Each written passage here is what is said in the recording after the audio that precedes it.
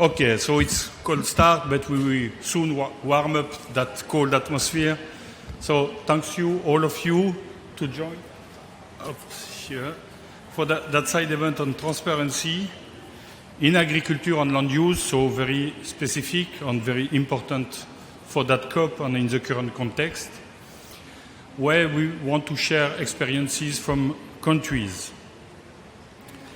So here, basically, we will present different aspects, what is happening at the country level on work related to capacity building, implementing transparencies, different projects, what are the lessons learned, and also perhaps we have also colleagues online that are involved in a global coordination project on FAO, agriculture, forest, and other land use. So I'm Martial Bernou, so I'm from FAO, the Food and Agriculture Organization of the United Nations. That side event is organized with all our partners in the countries, with YOUNGO also. Normally we will have at the end Elizabeth Gulugulu, that is a global focal point for YOUNGO, that she will also bring the perspective of what are their expectations in that transparency that some time can appear for those people a little bit complex, what it means. Perhaps I will just ask my colleague online, Mirella, if you can hear me, if you can perhaps be on the screen and just present briefly the global, but very briefly, the global project on FAO, on how many countries you are supporting, the role of the coordination, but please 5 minutes. Mirella, can you do that? Thank you very much, Martial, for this opportunity. Can you hear me? Yes, perfectly.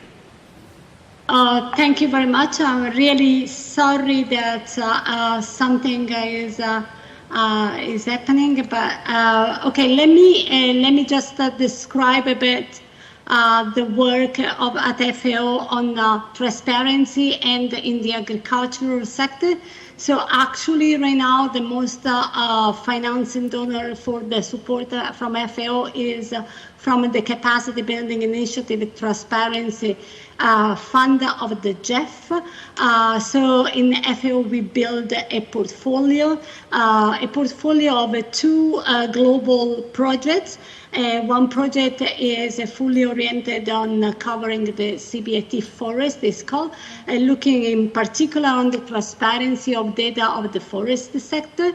As you can imagine, one of the most challenging sector for definition of the emissions for the country. And on the other side, we have also the global project that is called the CBAT Follow project, that is looking a little bit more wider in supporting the country in addressing all the reporting requirements under the Enhanced Transparency Framework. The two projects, they've been also coordinated by a bigger number of 16 national CBIT projects, where the main issues has been to address the reporting requirement of the countries in addressing transparency, not only on the mitigation sector, but also on adaptation. So, and not necessarily we look only at the follow sector, but also we try to see the overall picture, because one of the main objectives of the CBAT project was also to try to start setting up a proper institutional arrangement for a sustainable reporting procedures in the country in order to be able to address the 2 years requirement of the BTR reporting needs after December 2024. So that is what we have been doing. The global project has been supporting also several other around 40 countries with several modalities. We have been developing many tools, and we have a proper website dedicated in FAO with most of the tools that we've been developing. We have been covering many countries, providing a sort of mentoring, one-to-one support in addressing country-specific challenges in overcoming their main concern and constraints in order to address the ETF requirements. So over on that, we build also the Transparency Agriculture and Land Use Sector Network. And we set up also a webinar series where we touch upon all the section of the MPGs in order to provide some guidance to the country on how to address and also to read in a slightly different modality the MPGs. We have been working really also in supporting academia and youth in the process. I'm not sure whether Elizabeth is there, if she can talk on that, or she's should here. I proceed also on that component, Marcial? Okay, thank you, Mirella. Then after we can also share the link of the different projects with the different also product output that were done on so far. So we already have a country with us, and we have also YOUNGO. So I will call now Mr. Muzaffar Shodmonov. He is Deputy Head of the Center of the Study of Climate Change on the Ozone Layer in Tajikistan. Please, can you join? And we have also Elizabeth Gulugulu, she's Global Focal Point for YOUNGO. Please. And we will start, and the other panelists are on their way. So I will start perhaps with asking to Mr. Shodmonov if you can share the experience of the CBIT at your country level. It's very open question, what it was the added value, what was done, and eventually also if you see where we can eventually make more progress. So the floor is you. Thank you. Thank you very much for giving me the floor, and thank you for inviting me in this event. So regarding the preparation of Tajikistan on the CBIT side, we are working with FAO, closely cooperate with FAO, and we already developed the PIF and submitted our project proposal on CBIT to the GF, and now we are preparing the full project proposal. Regarding the stakeholders who were involved in this process, so the stakeholders are mostly the line ministries which were involved in the preparation of the national communication, and even under the preparation of the NDC of Tajikistan. So several meetings were provided for the national stakeholders on the national side. Together with the FAO, we organized a lot of consultations and the workshops. We just explained to people the aims of the CBIT, and most of the line ministries and the agencies already know about that, the last processes of the inventory of GNG was done under the NC, and they were closely cooperating with the UNFC focal point of Tajikistan. So the UNFC focal point in Tajikistan is the Agency for Hydrometeorology under the Committee of Environmental Protection. And in regular basis we prepare our GNG inventory. Of course, we have some gaps and problems in capacity building, and I hope under the CBIT project for future we will consider these issues on the capacity building. And one more thing, when we were developing the NDC, again together with the FAO and NDC partnership, we were revising all our inventory. We revised under the new methodology, under the 2019 refinement of methodology 2006, and we used the software of the IPCC. We, of course, with the international support, we review all the GNG inventory. We even use our new global warming potential under the assessment report 4. And under the CPIT also we considering to strengthen this capacity for the national staff and the line ministries. And even we include some assessment done during the preparation of the project proposal. We include the assessment on the private sector. on each IPCC sector. Now in Tajikistan we have let's say the good progress on the private sector, that most of the private sectors are considering the issues of the reducing of the emissions.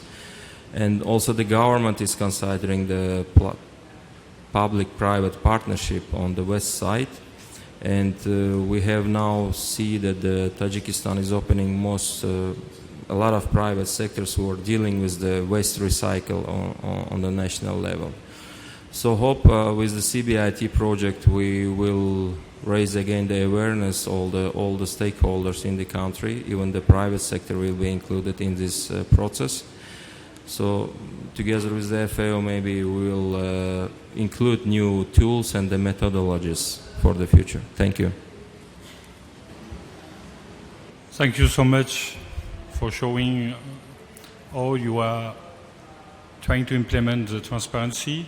I see that it's also possible and turned possible with a lot of collaboration with FAO, but you mentioned the NDC partnership, and behind the NDC partnership you have a lot of different partners. And this is something I guess all countries should be aware. It's a complex process, and we will turn this possible only if we collaborate all together. And Tajikistan here is a good example of that, such a collaboration. FAO, the NDC partnership, an interministerial collaboration on all other stakeholders involved in the process. So thanks for showing that the way forward. Now I will call Ms. Undarma Kurel-Batar. I hope my pronunciation is correct. She's a coordinator for the fourth national communication on the second BUYA, I will manage. Biennial update report, let's say like that, more simple. And she's representing the country of Mongolia. So please, the floor is you to share here also your country experience. Thank you. Thank you. So it is my pleasure to attend the side event hosted by the FAO. And I'll try to give a glance about what we've been benefited from the global and national CBIT project implementation in Mongolia. So in Mongolia's case, the project was jointly implemented by the Ministry of Environment and Tourism and the Food and Agriculture Organization of the United Nations, with the funding with the JEF between 2019 and 2022. And similar as the global and the other national projects, the primary objective of this project is aims to, the strengthen capacity in the agriculture and forestry and land use sector in Mongolia. And of course, we also consider the ETF manners under the NDC implementation under the Paris Agreement of the UNFCCC. So on the implementation side, Ministry of Environment and Tourism appointed the CCRCC as a collaborative unit with this national CBIT project. So let me give you a glance about this organization. So this Climate Change Research and Cooperation Center is a self-funded and state-owned enterprise, but this organization ensures the implementation of policies and resolutions by the Parliament and Government of Mongolia, as well as ensuring the implementation of the international treaties and ratified those international resolutions. And so under the CCRCC, there is this National Communications Supporting Project Unit, which includes the greenhouse gas inventory specialists. So CCRCC members, this inventory experts collaborated with the CBIT project very closely during the implementation of the national project. So I want to mention about this critical highlights under this CBIT project with the collaboration of this greenhouse gas inventory experts. So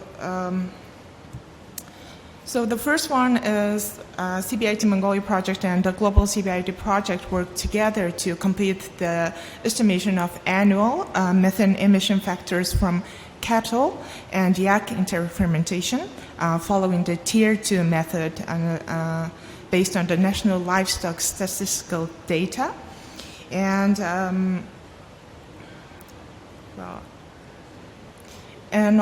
the greenhouse gas inventory experts and national livestock experts followed the process of this work and supported the preparation of the data for data availability. And as a result, national experts gained some knowledge on the calculation and estimation of the emission factors based on the native cattle data. And according to the 2014 greenhouse gas inventory results, the agriculture sector interfermentation contributes the highest to greenhouse gas emission, which leads to the 57.3% of the net greenhouse gas emissions. And thus, this interfermentation emission factor calculation was played an essential role for shifting the method from Tier 1 to Tier 2. So the result of this work needs to be validated further by the national experts, by the Ministry of Environment and Tourism and the Ministry of Food and Agriculture and Light Industry. And also the one of the other highlights on the global CBIT project was the technical support was provided to the national project for identifying the needs and gaps and establishing the M&R framework based on the results of assessment, and through this through the agricultural adaptation monitoring and evaluation baselining questionnaire. So this work has helped the national experts to understand and identify the need for preparing the adaptation part of the reports. And the last but not least, the national experts in this under this project, national projects, has attended and participated the workshops and trainings through the connection with the national CBIT project. So. And additionally, project has tested the BTR roadmap tool, so which was prepared by the global CBIT project to guide Mongolia, plan the preparation, the process of the BTR, and preparing the roadmap for implementing it. So basically, it created the pathway for the preparation of the first BTR of Mongolia, since we are planning to submit the second biennial update report at the end of this year. So it's based on what I mentioned, and wrapping up based on the mentioned highlights. The capacity strengthening is a process, is a process, but this national level project implementation was, one of the pillars to engage the stakeholders and, continuous collaboration establishment. And thank you. Thank you so much. It was a very detailed answer where we can see the continuity between the process that country already engaged since long on the national communication, and you're already in the fourth one, then the BUR that were added, and now the next step that has the BTR on all the need for capacity building, increase the capacity always in the country, and now you are able to also to have a Tier 2 approach for livestock, which is a sector that is quite still complex to address. So it was very nice to see all this progress were made, and perhaps here this is something to learn, that the process will be always a little bit complex. Whatever your situation as a country, you need to engage and to start, and basically you cannot, let's say, do all in the first step, but you need to implement on step by step. This is a way you will manage to have at the end a full reporting that will be compliant and transparent and representing really your national circumstances. So now perhaps I will ask a point of view from YOUNGO for youth people in that process. I have a question for you. So we have Elisabeth Gulugulu. She is a global focal point once again for YOUNGO. The question I have for you is, can you present what was done in a youth perspective so far? Because I guess for most of us, it's looked like a so complex, difficult process to understand, and how YOUNGO, for instance, learning from that, and basically what you are putting in place as YOUNGO in terms of elements that can help young people to understand the process and eventually fully be engaged. So, Elisabeth, please. Thank you so much for the platform to speak. Elizabeth Gulugulu is my name, as rightfully mentioned. I work for an organization called the African Youth Initiative on Climate Change, which is based in Zimbabwe, and also the Global South focal point for the official children and youth constituency in Zimbabwe, which is under a process of the UNFCCC. So this year I had the privilege to participate in an event that was supported by the FAO, which we termed as the Academia for Transparency. The reason why the reason why I particularly participated in this event, and I think the reason why FAO managed to support the institutions in Zimbabwe to come up with this event is because they had identified a gap that was there when it comes to issues to do with transparency, which you all know as Article 13.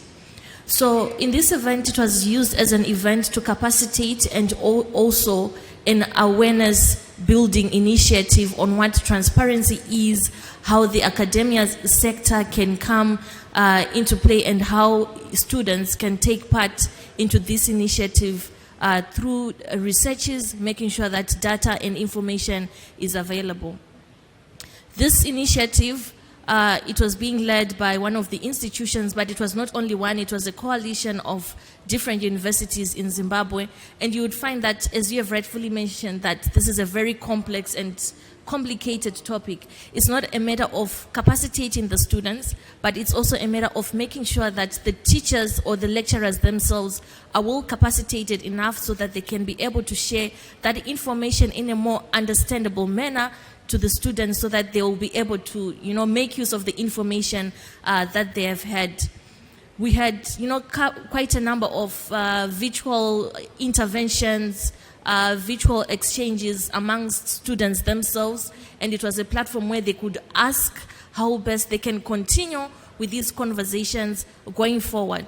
Because now the project has ended, but definitely, the ETF has already started, and we need to make sure that they are constantly being involved in this discussion. So from this experience, you see that there is need, even for the different governments, including the government of Zimbabwe, to make sure that there is a framework that is put into place which will accommodate transparency to be mainstreamed within the education curriculum of Zimbabwe. But I'm not only referring to Zimbabwe, but maybe this can also be upscaled or replicated in other countries. And one thing that I also underestimated was that for us to have these capacity buildings and awareness, there was need for resources, and there is need for more resources to make sure that even university students, they are quite aware, and also to make sure that we try by all means to break down this information in a manner that they understand. It's quite technical, yes, but I know if we can invest more into making sure that the information is understandable and they can actually make use of the information, as we will also be preparing for the biannual transparency report by 2025, meaning that the students, including young people, they play a very critical role in making sure that data and information is available for this process. Thank you so much. Okay, thank you so much. And very interesting when you said that we need also to do the capacity building of the teacher first. Because if we really want to transfer from one generation to another and have the right capacities and in the future, we need also to let's say, upscale the capacity of the own teachers themselves, because it's a process that is quite rather new for everyone. And you mentioned quite well all the challenges. Perhaps, no, we had different views. So a project that is starting with a lot of let's say, working on the building the right collaboration, the interinstitutional arrangement, and so on. We have seen a project that is moving already from the fourth national communication, second BUR, and now moving toward implementing a pathway for the BTR. On a young perspective, so perhaps now I can open for some question from all participants and countries that are facing that challenge in a sector that, as I have said, is quite complex. I can see that, Mirella, you have already a question? Yes, Marcel, thank you very much for this opportunity. And also because, first of all, I would like also to thanks a lot also Elizabeth, that we are doing a much broader support for youth on climate change in general. As you see, in fact, we've been working together with the YOUNGO also for a webinar series that we launched through the Climate Change Knowledge Hub for empowering youth in agriculture to engage in the UNFCCC and specifically to guide them during the summer at the COP27. So that is something very important. But you was raising one question, how, and also Elizabeth raised that problem, how really start and help the country, the young people to understand better what is possible to learn on transparency. And again, that is a thanks again to the YOUNGO that provide all the time some feedback during our preparation of the pocket guide for young people and beginners.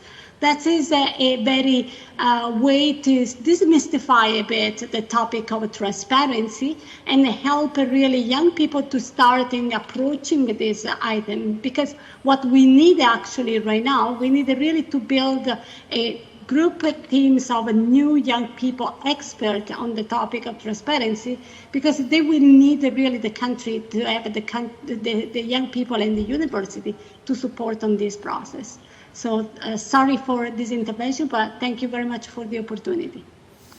Now, thank you, Mirella, and it's very useful to see, and thanks to youth people, that guide. Myself, I learn a lot reading. It's not just for young people, so all people need to learn. So I'm putting myself on the side sometimes of the beginner. The process is so complex. So it's very useful to have that publication now available for all of us. Elizabeth, you want to add something on that, or it's fine, I can ask the room, up to you. No, okay, so I will take a question from the room. So if you can raise your hand. I don't know if we have a roving mic. No one, no question? You are all convinced that transparency in the FAO sector, it's an easy task, although that now you have all the tools available. Okay. Certainly, this is a topic that will come back again and again, because the countries, the first biennial transparency report is due December 2024. So basically in 2 COP. I'm quite sure that most countries are already engaged on starting the reflection. Some are more advanced than others. In 2023, I'm quite sure that a lot of countries will start to say, oh, we can get prepared to have something ready for end of 2024. On what we can see now on the screen, the best way to do that is to have tools, but also a network to connect with experts So someone online is asking if we can put all the link. Yeah, we will put all the link, and also you can reach me. Or we have the FAO Pavilion. That way we have material available. But on the web page you can see on the screen, Mirella, if you can just zoom a little bit. So you have a lot of different material, but there is also community of practice, so you can see the different aspects. So you have a transparency network, because nothing better than exchanging among peers to understand the difficulties and to look and to understand how it was possible to solve sometimes some bottleneck. So what was the solution that were implemented? So you can see here transparency networks, a roster of transparency practitioners working together. So it's how to get engaged and to exchange. You have youth and academia. The example of the countries also. So here, if you go there, you will see exactly what the countries, and you can see that a lot of pins already on the map where you have CBIT country project, where you have project pilot, so starting with a pilot, and where you can see with other organizations. So those are projects not only FAO, so you can, we are trying to aggregate all the available information. So you can see here there was much information, or you can see the presentation. So I invite all of you to go to the transparency website for the FAO sector, but can also help a lot in the other sectors. And last but not least, this is part of a global effort. As Mirella was mentioning, we have a climate change knowledge hub where we are trying to put together all the relevant information to tackle the challenge on adaptation, mitigation, transparency, reporting, what we have available, not only from FAO side, but also from a lot of other organizations that can bring element to that complex debate.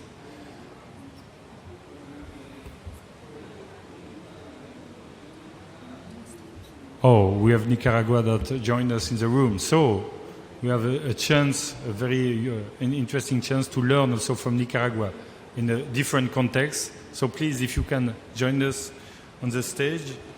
So for Nicaragua, we have Mr. Javier Antonio Gutierrez Ramirez, that is the Vice Minister of Environment and Natural Resources. And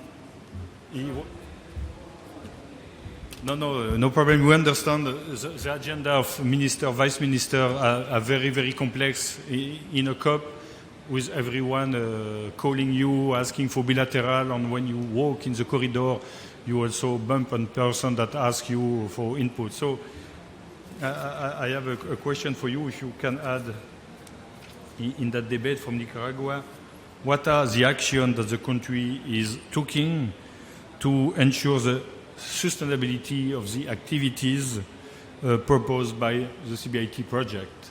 So the floor is yours. Thank you. I apologize for being late. I'm so sorry, but the map location is very complex. So sorry. I'm very sorry. The transparency process under Article 13 of UNFCCC is our condition is very complex. It's very complex because to intend to address three elements very important. One is a capacity building is very important in different level, not only in the government level, if not also in the territorial level, technical level, and community also.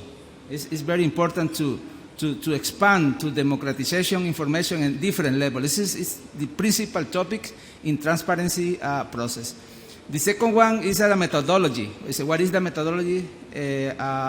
Accuracy. What is the methodology important to respond a requirement to the UNFCCC? Is the other element of Nicaragua implementing a different project, and in particular the project with FAO is supporting for the Global Environmental Facility. The second one is the governance and institutional arrangement. This is very important. We have a different level: forest, environment, rural sector, finance sector. The principal challenge in Nicaragua is to align or to directional in one goal, all institutional about the information methodology and results about the transparency of climate change. Our point of view is that it's very important. It's very complex. We have another element important, but in principal issues and principal aspect in this process is a three element I comment. Thank you very much for. Again, so sorry for being late. Thank you so much, and it's very important to learn that institutional arrangements are not only key when you start the project, but also to ensure the sustainability and the long run of the project. So all the exchange with all the different partners, like we have seen from Tajikistan, that are still in place being reinforced in Mongolia, and in your case, that basically ensures sustainability on the long run, to have all people that were involved, people, institutions, organizations involved in the process, that turn this sustainable in the mid and long term. So I guess we are running close to the end. So basically, what I will, my conclusion is, transparency is a complex issue. Perhaps repeating myself, we just need to start. We should not be afraid by the complexity. We can always start, perhaps looking at where we have low-hanging fruits, what is the sector where we have the expert, the young people that are already ready, with full of motivation to be part of that process at country level, but also regional and internationally, following like here the discussion. So we need really to start. AFOLU, it's perhaps one or the most complex to tackle, and with all the material that have been already produced by not only FAO, but with all the other partners, the countries, the stakeholders in the countries, building on lesson learned, on reality, real issues on the ground. I'm quite sure we can help and support most of the country in that endeavor. So thanks again for all the panelists. I guess they deserve a round of applause. Please join me. So thanks so much. And thanks also for you. No. But Mirella, I don't know if you have also a final word to say. I know that you were stuck in Rome. You are not here with us in Sharm el-Sheikh to see the nice sea that no one can see because it's too far. Or it's night when you were ending the meetings. So. No, I just want to say thank you very much. Thank you very much to all the speakers, and thank you very much for all the participants for the interest. We are always ready to support the country, so just please get in touch. On the website there is also our connecting link, and I'm pretty sure that we will continue to work on this item in the coming years. So thank you very much. Thank you so much, Mirella. And just to add, as FAO, when we have requests, we try to answer all the requests. And we know also that language barriers is sometimes a difficulty. So do not hesitate to reach us in French. You can see my English is not perfect. I'm Francophone, so you can notice. So we can reach the team. We have Francophone people. We have Spanish people speaking Spanish. We have also people speaking Portuguese in the team. So we have Russian also. So basically, we can respond to any request, trying to fit the response to the need of the country partner. Thanks so much. And with that, I guess we will stop here for today. Thank you so much.